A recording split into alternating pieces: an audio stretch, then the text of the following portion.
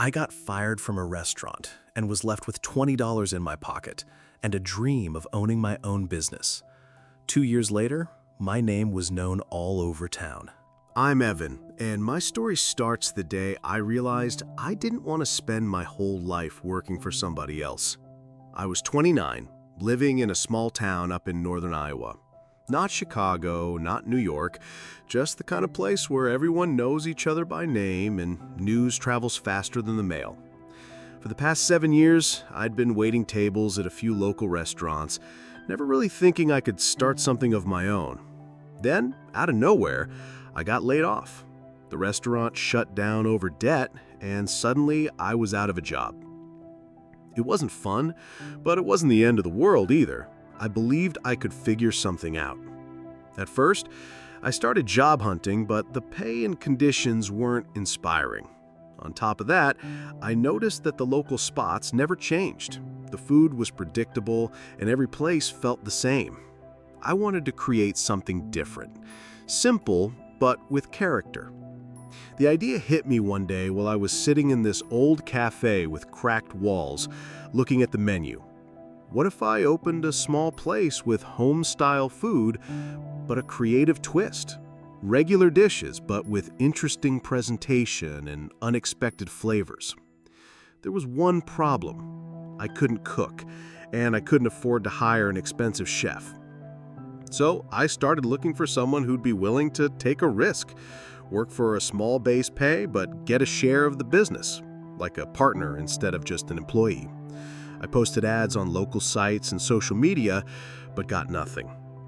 Then I met this guy, Daniel. He was working at a decent restaurant, but wanted to start something of his own, even though he was scared to take the leap. We met up, talked for an hour, and I offered him not just a job, but a partnership, a share of the profits, something that would make him feel like a real co-creator. It was an unusual move. Most people would just pay a salary and demand results. But I knew that someone who believes in the project works differently. Daniel agreed. Not right away, but a week later, we shook hands on an informal deal. We didn't have a space yet, but we had the drive. I spent the next few weeks looking for a small rental. In our town, there aren't many, and the ones that exist are expensive. I negotiated, pitched creative payment ideas, let me pay a little now and the rest once we start making money. Eventually, I found a tiny coffee shop that had been sitting empty for months and worked out a deal for a really low monthly rate, paid just 1 month up front with the option to extend. It needed some basic repairs, so I hired some local guys and offered them a free meal every day in exchange for help. That was our first small crew. While the repairs were happening, Daniel and I worked on the menu, testing recipes. I wasn't a chef, but I could give feedback from my restaurant experience and listen to potential customers' opinions. I still remember one night we invited friends over for a tasting. Our cafe was still bare, with plastic chairs and a single flickering light bulb. We listened to their feedback, tried different sauces, played around with plating ideas. It wasn't easy. I made ends meet with odd jobs, cutting costs wherever I could, even on essentials. But my belief in the idea and the chance to build something of my own kept me going. We didn't get our first customers through ads. We got them through personal connections. I walked around town, handing out flyers, chatting with locals, telling them about us, trying to build a sense of community. Not everything worked.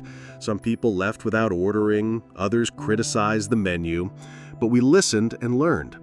That first little cafe became our lab.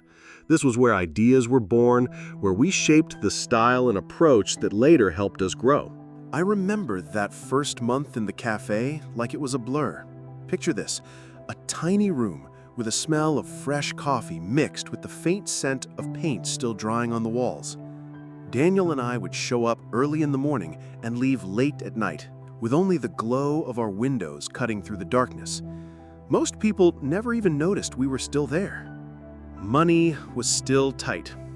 I took side gigs, sometimes washing dishes at the local bakery, other times doing small delivery jobs, just to stay connected with the town and keep myself afloat. Daniel wasn't making much either. Most of his salary was really just faith in the project and the promise of future profits. Getting our first supplies was a headache. In a small town, your suppliers aren't big chains. They're small business owners who expect payment right away. Our pay you after we make sales approach didn't exactly excite them. I had to scrape together deposits from my tiny savings, delay paying other bills, and occasionally find creative workarounds. I'll never forget one morning when a produce supplier showed up demanding payment, and I was standing there with an empty wallet thinking, it's now or never. I told him, come try our food yourself. If you like it, maybe we can work out a payment plan. He came. Honestly, I think he was more impressed by my honesty and willingness to take a risk than by the food itself. But he agreed. That moment taught me something. In business, trust and creative problem solving can be worth more than cash. At first, customers came in rarely. People here were used to the same old diners, cheap coffee, basic burgers. Grabbing their attention was tough. So I started collecting feedback personally. I'd walk up to every table, ask what they liked, what they didn't, what we could change. Some people were blunt, some joked around, but everyone could tell we were sincere.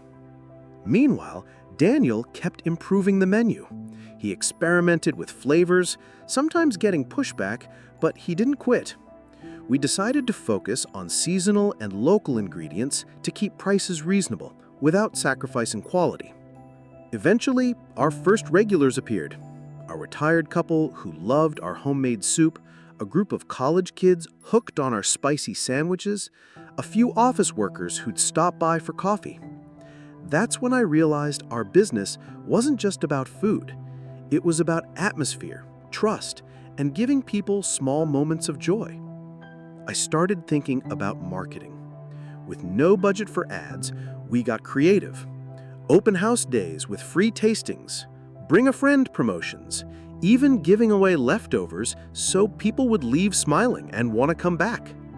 Every day felt like a challenge, but I knew we were inching towards something. Inside, I was constantly wrestling with the fear of failure, but I kept hearing my dad's words. It's not the man who's never fallen who earns respect, it's the one who gets back up when everyone thought it was over. I made mistakes, missed details, messed up budgets, argued with Daniel over small things, but we learned together, and that became our strength. The first month we finally made enough to at least cover expenses felt like a small victory. I still remember opening the register one morning and seeing more money than we'd had in weeks. It wasn't thousands, not even hundreds, but it meant we could keep going. It was early July. Daniel and I sat at a table, sipping cheap coffee, and for the first time in a long while, we weren't calculating expenses with dread. We were planning our next supply order. That's when I understood. It's not just about the idea, or even the chef. It's about how you manage your team and resources. We started looking for help. Our first hire was Alex, a guy from a nearby town who used to work as a cashier in a big supermarket. I offered him the receptionist job. He was great with people and quickly learned how to take orders, track inventory, and make guests feel welcome. The hardest thing for me was learning to delegate. I was used to doing everything myself, but I realized you can't grow without a team. Those stories about business owners who do it all are more movie than reality. One time, we almost went under because of a mistake in ordering. I'd trusted Alex with purchases, but he mixed up the supplier and ordered a big shipment of the wrong product. We didn't have the money to fix it, and I lost sleep for days figuring out a way out. We reworked our purchasing process, checklists, double verification. It wasn't the first or last time we learned from our own mistakes. Then came competition. Local cafes and restaurants noticed our growth and started putting pressure on us, undercutting prices, spreading rumors that we were pushing out the old places. I had to change my approach, hosting small community events, building relationships, focusing on quality and friendliness rather than aggressive marketing.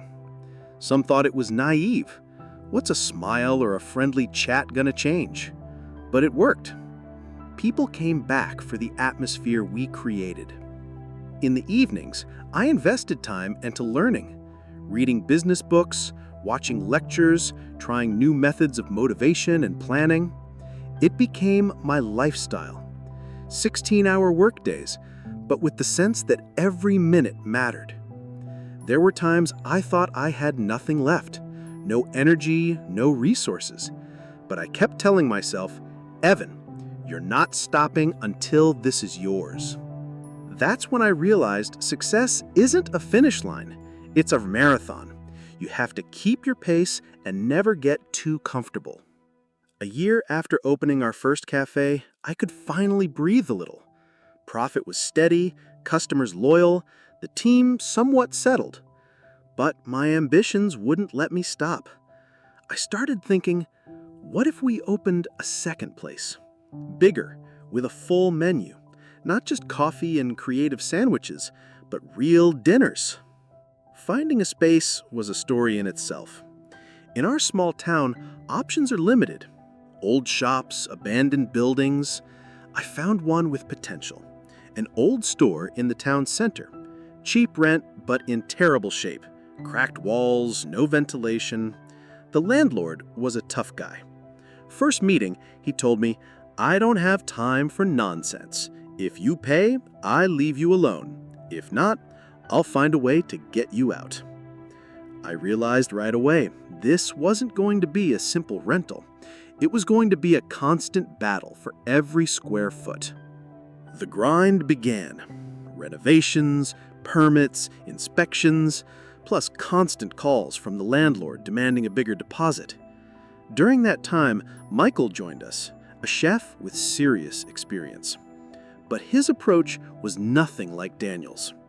After a few meetings, we had a long, pivotal conversation.